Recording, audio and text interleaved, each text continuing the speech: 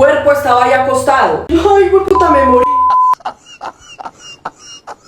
Ana, antes de todo, digo a todos, hay dos cosas que no son reales y las tienen que saber manejar. Van a sentir como si se hubieran muerto, se pueden desdoblar, pueden ver su cuerpo y se les van a presentar un animal que las representa. Yo dije, yo no me morí. Empecé así, empecé a volar. Empecé a volar, me fui para los árboles, me fui para todas partes. Pero yo empecé a ver que todo lo que hacía no tenía sentido. Yo empecé a irme para árboles, me senté en una nube, o sea, yo con mi alma, para los que no crean, me les pido mis disculpas, pero es lo que viví, realmente. Entonces empecé a sentarme, a volar, a ver, y cuando yo vi, yo dije, es que yo estoy sola. Primera lección que me dio el viaje, hacerme entender que yo no tenía a nadie, que yo estaba sola totalmente. Yo solamente estaba actuando en pro de hacer feliz a los demás, de hacer feliz a una pareja, de cumplir expectativas familiares por aceptación y que yo no estaba haciendo nada por mí. Entonces yo me senté en una nube y no puedo creer que me morí en un viaje por a llorar y a llorar y a llorar. Cuando empecé a abrir los ojos ya estaba en mi cuerpo, entonces yo me senté, entonces yo empecé a hacer así y yo sentía como si las manos se me derritieran. Decía, Ana, no siento el cuerpo, dígame que yo estoy viva. Y ella me decía, estás acá. Es una lección de vida muy grande de la que vas a aprender. Le dije, Ana, quíteme esto, por favor. Hay gente que necesita una toma, a la media hora otra toma, porque tienen su organismo más fuerte. Yo con una sola toma tuve 8 horas de viaje. Yo aquí estoy medio resumiendo todo lo que viví en ese momento, pero realmente yo viví 8 horas viendo mi vida. Ella me dijo, tranquila, vive el proceso, esté más tranquila, tú eres capaz. Entonces había una velita enfrente de cada colchoneta. Esa velita no lo deja perder a uno. Mira la velita, yo decía, yo estoy acá, yo estoy acá. En esas empezó un sufrimiento horrible y de un momento a otro yo me encorvé como un bebé. Los recuerdos me llevó a cuando yo estaba en el vientre. A escuchar muchas cosas que decía mi mamá mientras yo estaba en el vientre. Cuando yo llegué a mi casa a preguntar, mamá dijo exactamente todo eso lo viví. Me dejó muy impactada porque yo pude ver qué tanto había desde antes de yo nacer. Mi papá llega a mi vida y no sé a qué edad y me coge como su hija, entonces empecé a ver cómo me lleva de la mano para el colegio. La cosa es que uno es sentado y uno es viendo como una película al frente de uno mismo. Entonces veía cómo me llevaba, cómo me amarraba los zapatos, tómese la sopa, estudie, cuando usted esté grande estudie. Y empecé a llorar incontrolablemente, empecé a sentirme terrible. Y yo decía, papi, me compra esto, papi. Mi papá me dio el gusto más puta que a alguien le pueden dar en la vida. Mi papá me daba de todo, mi papá me dio el mejor cumpleaños, me daba la mejor ropa. Mi papá, mi mamá no me queda atrás, mi mamá es una madre excelente, mi mamá es una madre espectacular, mi mamá era mi ninja en Geraldine y yo sentía cómo me hablaban y pude recordar todo eso tan lindo que pasé en la niñez y que grande no hubiera podido recordarlo. Empecé a ver a mi abuelo, a mis abuelos, empecé a ver cómo me sacaban a paseos, yo cada 8 días, todos los domingos sagradamente era un paseo. Entonces lo feliz que fui en ese momento del viaje fue algo que yo no tengo palabras para decirles. Luego de eso empecé a vivir una etapa llena de mucha burbuja. Empecé a ver cosas llenas de cruces, empecé a ver a suegras que no me quisieron, empecé a ver maldad, empecé a ver cómo prendían fuego en fotos mías y me empezó a mostrar que muchas de las personas que estaban alrededor mía y que yo trataba con normalidad eran las principales personas que me estaban haciendo daño. Entonces uno ve y es despierto. Conecté mucho con Larry. Todo el tiempo yo era Larry, yo era feliz de verlo, de mirarlo ahí en el trance, no sé, yo conecté mucho con él. Y vi muchas cosas de cuando montamos bicicleta, de cuando estábamos juntos, de cuando jugamos Nintendo. O sea, yo vi una cosa, yo sí puedo decir, yo vi toda mi vida. Llegó el momento del animal, el animal ese que nos representaba. Entonces, en ese momento, yo hace 4 años era una persona más bien grosera, engreída, poco humilde. Y aunque yo nunca he perdido mi esencia de lo que soy, tenía paradas como de que no me importaban muchas cosas y todo eso, y como le hablaba a la gente. Entonces, en esa se me apareció una pantera. El tamaño normal de una pantera. Entonces decir, eso es mentiras, eso es mentiras. Entonces yo cerraba los ojos y cuando los abría, ella estaba más cerca, pero más grande. Entonces yo decía, eso es mentiras, eso es mentiras. Cuando yo cerré los ojos y volví a mirar, ya estaba acá. Cosa enorme como esta imagen. Y yo la miraba por los ojos de ella, yo empecé a mirarme como en un espejo. Yo decía, eso es mentiras, eso dijeron que eso no iba a ser verdad, qué tal, miedo no tengo, no sé qué. Y por los ojos de ella empecé a ver cómo me veía el mundo a mí.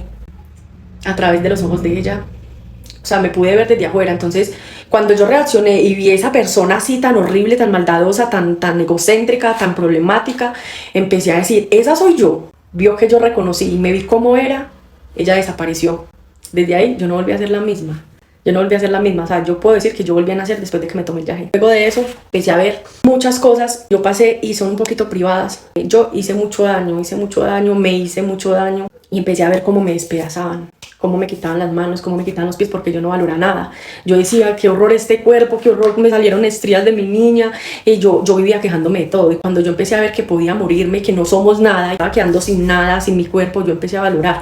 ¿Por qué? Porque primero eso me hizo sufrir un rato de que yo ya me estaba muriendo. Por favor, perdóneme, yo me amo. Yo empecé a darme una terapia inconsciente de lo que yo no valoraba como tal. Cuando yo empecé a sentir mi cuerpo, yo decía, mis manos, Dios mío, gracias, tengo mis manos, Dios mío, gracias, tengo mi pecho. O sea, empecé a sentir cada pedacito de mi cuerpo.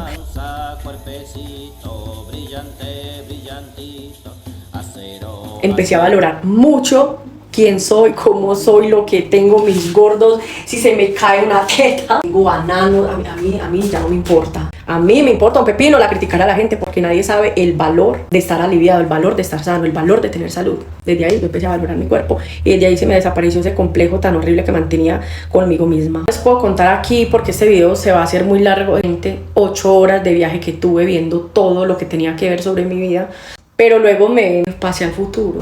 Yo no podía tener más hijos, yo tuve a Salito y a Sofi y yo me operé. De un momento a otro me vi en un ataúd, en un cementerio como tal, veía 3 niños. Entonces no sé si me mostraron que en el proceso de mi muerte iban a haber 3 hijos y vi a mis 2 hijas grandes y un niño. Yo cuando volví de esa visión, que yo creo que yo voy a tener un hijo hombre, vi eso, vi serpientes, unos acobijadito, porque eso lo hacen al aire libre. Y ya eran como las 3 de la mañana y yo veía la cobija, y yo veía la cobija como si fuera una montaña inmensa. Luego me senté y ya estaba más consciente, como si ya hubiera despertado totalmente. Me lo tomé a las 8 y como a las 4 de la mañana terminó.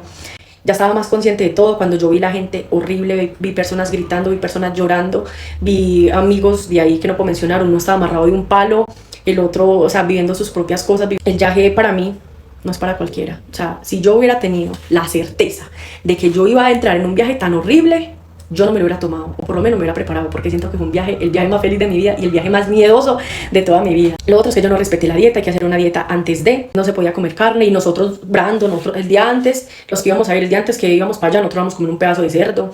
Cuando yo sentí que a mí me estaban despedazando y todo eso, yo sentí el dolor que sintió ese animal. Creo que eso es de mucho respeto, eso es de pensarlo muy bien, eso es de entrar en unos días o meses, no sé, espirituales, de concientizarnos, de ver que eso no es cualquier cosa, de que si se va a hacer es porque te va a cambiar la vida. Cuando yo desperté, yo ya no era yo. Yo fui la única que no vomité. Todos vomitan cuando van sintiéndose dolor y esas cosas, todo el mundo vomitaba, mi coca quedó limpia.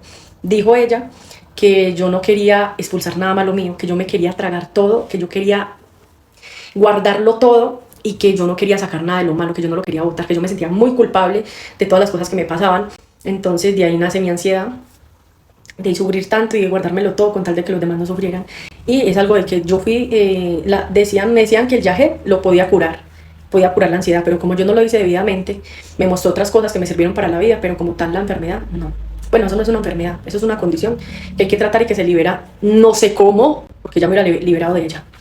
Un pequeño resumen de todo lo que viví, fue horrible. Yo me desperté los ojos como un sapo, vea, yo era así. Yo miraba así, yo no era capaz de ver. Yo fui al cielo, yo fui al infierno, yo vi cómo me quemaban en candela, cómo trataba de despertar y me quedé por ahí una hora tratando de salir de esa candela, del diablo que yo tenía dentro, de las cosas malas que hice, las partes felices, las partes dolorosas, todas esas cosas las viví en ese solo viaje. Porque hay gente que va y lo repite, hay gente que va y dice, me faltó. No, yo viví todo. Cuando yo desperté, yo no hablaba. Yo sí veía que la gente pasa y me decía y hacían Gerard. Y yo decía, ¿qué? Y yo le dije, Coro, ¿qué pasó? Es que marica, yo no sé, usted gritó como una hora chimbo. No respetan los procesos de los demás, por eso es que les va mal. Bueno, y ese fue un resumen del viaje, porque imaginen yo contar más. Eso fue suficiente para darme cuenta que no podemos creernos más que los demás, que debemos ser nosotros mismos, que no nos debemos tragar nada, que lo que se tiene que decir se dice, que no podemos vivir una vida en donde no somos felices, que tenemos que echar siempre para adelante a pesar de las cosas malas, que hay que sacar todo lo de adentro, que hay que hablar, uno no se puede quedar con nada, porque aunque uno piense que no, más bien no digo, esas cosas hacen daño, esas cosas se recogen, esas cosas luego explotan de la peor manera. Y esa fue mi historia del viaje, bueno, de vuelta. Nadie habló, veníamos en una recocha de ida, pero una recocha, pero de ida. Nadie dijo ni una sola palabra. Lo único que les puedo decir es que llegué a mi casa a pedirle perdón a mi papá, a mi mamá. Les dije que perdonaran todo lo mierda que yo he sido. Y hasta el momento siento que estoy en paz con ese dolor, con ese daño que les causé, con todo lo que fui como persona. Y pues aquí ando viviendo mi vida, pero sin tanto cargo.